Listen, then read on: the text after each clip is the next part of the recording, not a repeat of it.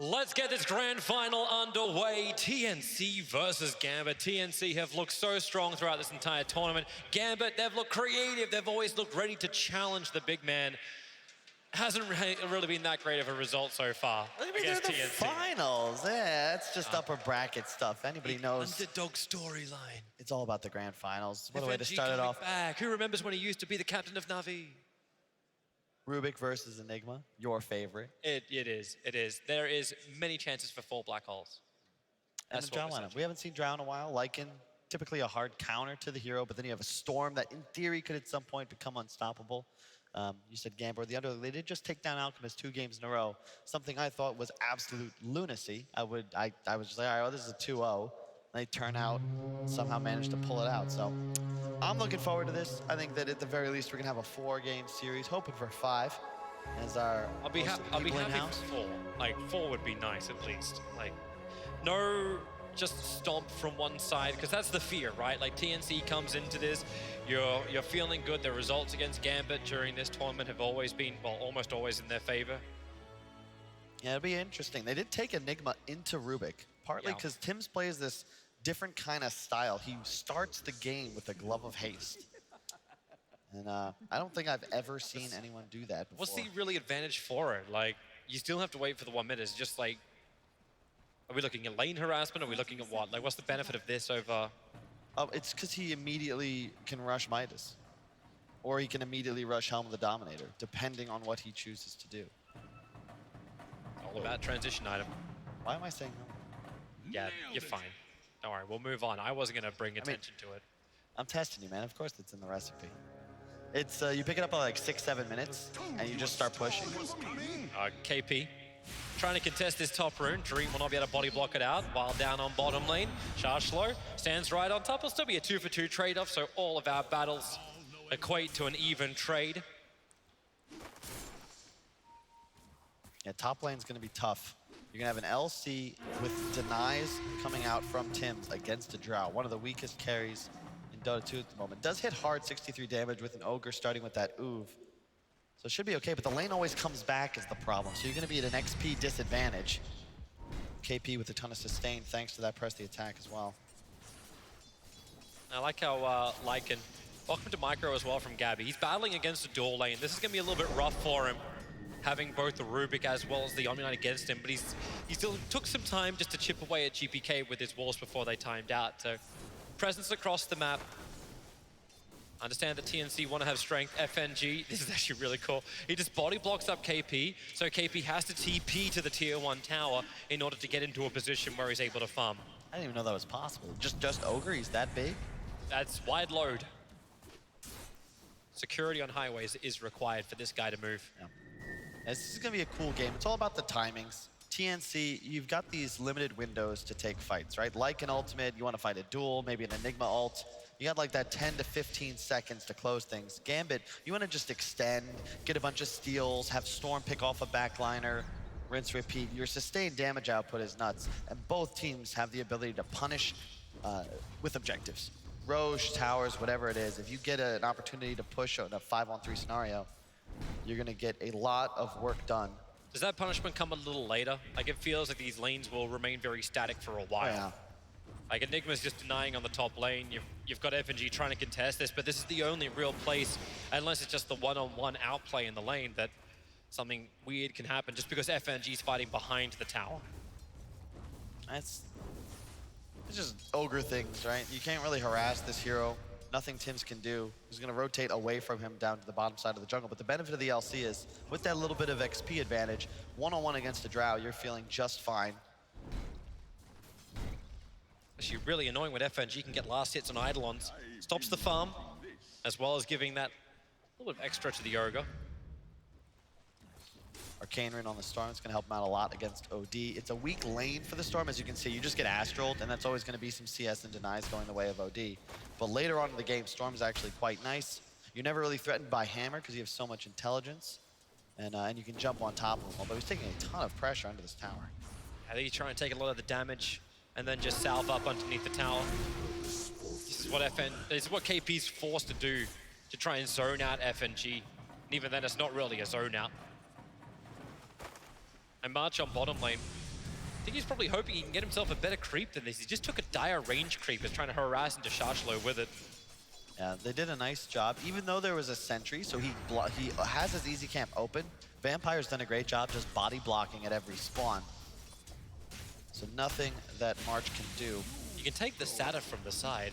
Actually, no, you can't. Yeah. That was the big nerf. You need to Level. You could take the tiny one for the purge, but that's obviously not going to allow you to harass. You want the mana burn creep, but he'll need level 3 for that. It was a really good change. I remember I played Doom support recently, only to realize that they had nerfed Devour, and I think I got reported for that one. It didn't end well for me. BY Doom is one of the unplayed heroes of this tournament. I almost feel bad. It's actually been a pretty diverse week. There's only, I believe, 12 heroes that haven't been played at ESL 1 so far. That's a given, especially when a lot of these teams, it's a late patch. You're trying to discover an identity with a lot of these new squads. But even with the late patch, like Io is one of these heroes that has not been played at ESL 1 this week. Really? Yep.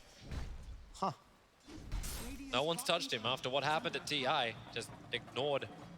He did get nerfed slightly, though, to be fair. It's a really peaceful game, man. I don't know if that's really... That's not the way I like this to be. Where's my action-packed, like GPK as well as Armel? They're just playing this the slow way. Of course, Armel is up on the CS underneath the tower. GPK can't get real support much. Has to stay on the bottom lane. Vampire is too dangerous to just leave with Shashlo against Lycan, but Lycan's getting up in the levels. So can they even do, like, how does this bottom lane work now that Lycan starts getting stronger? I always remember the story. It's like, okay, Lycan starts off, not so great in the early levels. You get 6 and you can maybe threaten kills. It's really the HOD. Then the creep, especially with the assistance of Chen creeps, allows you to just apply too much pressure for Shaklo to deal with. He's gonna need a Soul Ring stat so that he can continue trying to sustain here. Yeah, especially with the mana burn creep. Yep. Welcome to nothing. It's really annoying to deal with. This is when Chen starts to get much stronger. March gonna look for another creep, and that's the perfect ganker right there, the Golem. You get the 125 damage on the initial stun, then it splits and you get another 250. Along with the stuns, of course. It's gonna be an easy kill on mid if the Storm comes back before hitting 6. But GPK wisely, already rotating into the jungle. Good warding from March too. I really like this movement. He knows Storm is in the area and he's gonna find him before 6. Yep. He's gonna walk right into him. Oh, he can walk right around him. Now he turns. The Observe Ward in the mid lane gave him the information. Enigma is here too. Tim's has come out of the jungle. 5-6 minutes in.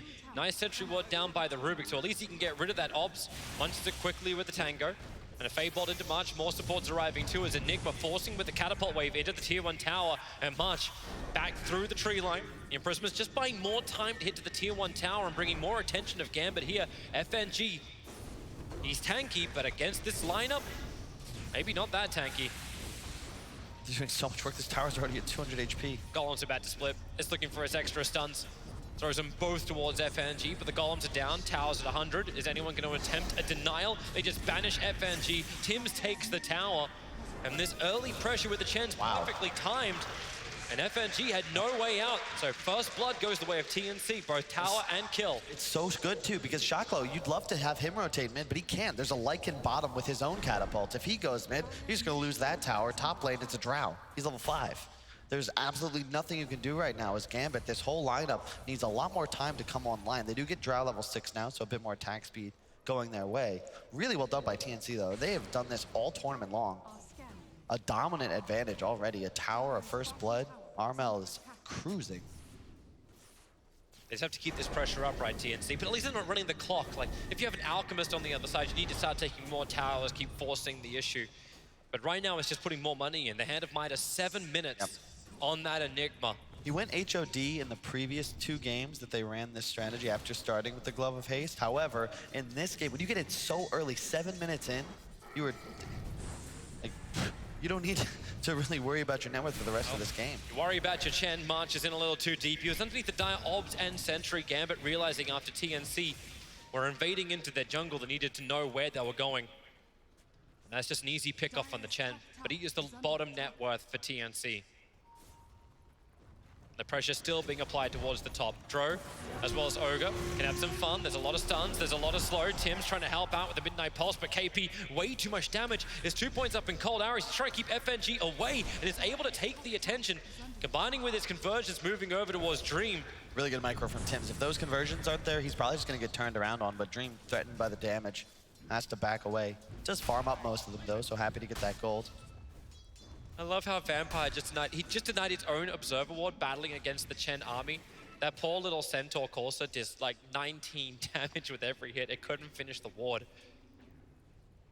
Yeah, they have HOD now, and this is when it starts to get really spooky for Gambit. You got creeps from 2 different heroes, then the Lycan, well, 3 actually. It's pretty much just the Zoo lineup. God, FNG TP's out as quick as he possibly can. Tims doesn't have the mana, even if he did have the range for Malefice. And they've rotated KP down to bottom. You want to always try and put your pressure heroes together. If you're Gambit, how are you supposed to respond to what TNC have got in your top lane? Simple answer is you don't. You just put Dro in jungle to farm, right? No. It's hard because you're never really going to be able to fight this lineup as Gambit. You've got to get tower trades somehow, but Rubik? TNC play every lane. Trying to play the trees. Vampire looking for the juke, but the Observe Ward is just outside the tree line. So OD even walking away for a second, just in case the imprisonment wasn't going to find the kill. Bell came a little bit closer. So Storm has completed what? So Arcane Boots is his first item. Oh, bottom. Moves towards the bottom lane. They have to get this pullback onto KP. Press the attack comes out, but he waited for the Vortex. Perfectly timed from GPK. Now get the kill onto KP. Huge kill. They really needed that. You've got to try and make something happen because currently TNC have already taken a tower. They've warded your jungle. Now they're farming it. And this is the strength of this kind of lineup. When you take this top and mid tower so early, it's easy now to control this top shrine area of Dire. You're going to get both bounty runes controlled here easily. Of course, you will lose the ones that Gambit pick up on the bottom side, but it's a lot of natural map control, and Drow is now challenged. If he goes to the bottom shrine area, you're going to just cede this area of the map. You kind of want to contest it, but it's very difficult under the circumstances because, as you can see, Armel now, he's just going to come join his heroes. Tims retreats back to the jungle, just going to continue to farm. Only level 6, but he does have Midas. But he knew what he can get away with. March dropped down the sentry ward, but he didn't catch out that Dire Ops, the one that actually got him killed. So he may feel a little bit more confident about Vision as Rubik. Well, he's up to level 6 now, but it's on bottom lane. Under the tier 1 tower, the dive begins, but Armel has arrived. KP able to tank through with 1 charge and press the attack. Charge low, the duel is up. But GA will protect him for a fair chunk, ensuring there's no duel victory to KP. In fact, Shashlo may be able to walk this off. Difficult once again as another imprisonment will come out. While over in the jungle, Chen is solo killing up the Rubik. It's just split both ways. The hammer will drop, so Vampire and Shashlo, they have fallen down. March will be, again, the expendable player of TNC. Yeah, a very interesting game thus far when you consider that they actually took the Enigma into Rubik, but they also, so you're kind of countered in that regard, but you have OD against Omni. They watched Gambit win 2 straight games with the hero. This is arguably the hard counter. You ignore GA, you just keep spamming those orbs. And Astral, very effective as a tool to wait out the GA or just CC the Omni Knight, find your opening kill. It's a really cool hero here, and Armel's off to a great start. Already with the Veil treads. Gabby going for the Necro, and you're gonna get to a point as TNC, like the game feels a little calm, but they get 1 or 2 kills, walk into Roche, all of a sudden they might just walk down a lane. Where's the wave clear from Gambit? Fade Bolt? Auto attacks? Yeah, it just doesn't feel fantastic just yet. Not until they get that initiation jump you're talking about, not until they hit some kind of like power spike.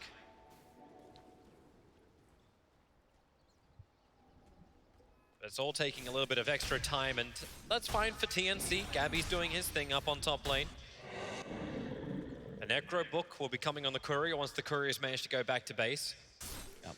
KP's rapidly approaching a Vlad's too, so the auras are all going to rack up nicely for TNC just to be this big ball. But then so, does Storm, like, once he's got the Kaya, can you look to the backline jumps? Can you look to like remove this Chen Not very really. early on? If you talk to Will, right, the one hero he's got a lot of expertise on is that Storm. The way you beat it is to push. You deny him the ability to scale into the late game. The Kaya is nice, but it's still just a farming tool. You need that second item. You need a Bloodstone. You want an Orchid, maybe even a BKB in this game. that's when you could potentially just start hunting enemy heroes, but you're so weak for so long if you can't just... They're not even really able to pressure towers now either because TNC have too much wave clear. Multicasting stun coming in. Ogre creating the space, Enigma in pretty deep, and nice move away from GPK, ensuring that there wasn't going to be any kind of black hole with Lycan nearby. It was a risk. They get the Wolf Creep too, that's plus 200 gold. Very nice for GPK. And the downtime for the pressure that Enigma was looking to apply. He was looking for all that farm so he can just get into the Blink Dagger. Arcane Boots are done, you hand him by us, but he needs to get the initiation jump. And check out the itemization, right? You've got KP just rushing of Vlads. Yeah, sure, you have a Midas on Tim's, but that's just so he can get the mech up faster because the HOD can get picked up by Gabby. No Boots, Necro Book as well, and the Veil. A casual Bassi as well on Tim's. So you're going to be able to go high, push maybe around 17, 18 minutes with all of these auras. There are none on the side of Gambit. That's going to be like plus 15% damage, the magic amp. You're going to have plus 6 armor, 8 once you get the buckler for your entire team as TNC. For Gambit have another thing. They just have like insane attack speed with even minimal amount of damage. They can make this kind of work. OD, the chain stuns are out. Vampire needs to be here for the quick pickup. Mel, okay, he's actually going to steal imprisonment. He's going to kill OD with his own ability. If there's going to be enough damage out, he'll pop and OD. No, Armel stays alive a little longer, and then we'll end up dying. It's another multicast over on the Enigma. Here. PK needs to jump away, getting away from the rocks. And Chen Army, they just have to GA, buy some more time to escape back out these imprisonments, allowing Gambit to actually move further away, keeping KP out of the fight. Vampire won't be so lucky, or maybe he will be, trying to get away from the minion army of that Lycan, who's now lost his movement speed. FNG is the first one to die, even though Vampire, I think, was the bigger problem for TNC in this fight. All 5 heroes from both teams end up in the mid lane, and it's an OD for an Ogre trade. That's fantastic for Gambit. That fight was far away from any objectives. They don't lose anything. Only a hard support. You found the OD. You can see where the Omni plays up against this Lycan, though. Yeah, sure, you can pop ultimate run at us. You get the GA off. However, you're going to watch Gabby. He's going to play with this Purge creep for most of the game. Long jump. It's all the battle for the 15-minute bounty runes, and KP try to contest for it. The press the attack and a quick force start from Armel.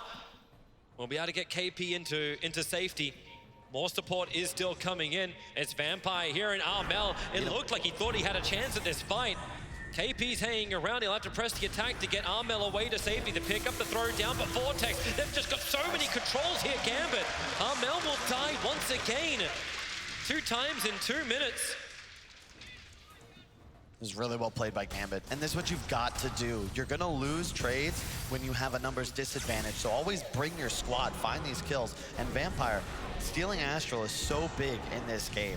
Extra interrupt, it's especially powerful. Anytime somebody were to get a duel, you can either do it defensively or offensively to peel off.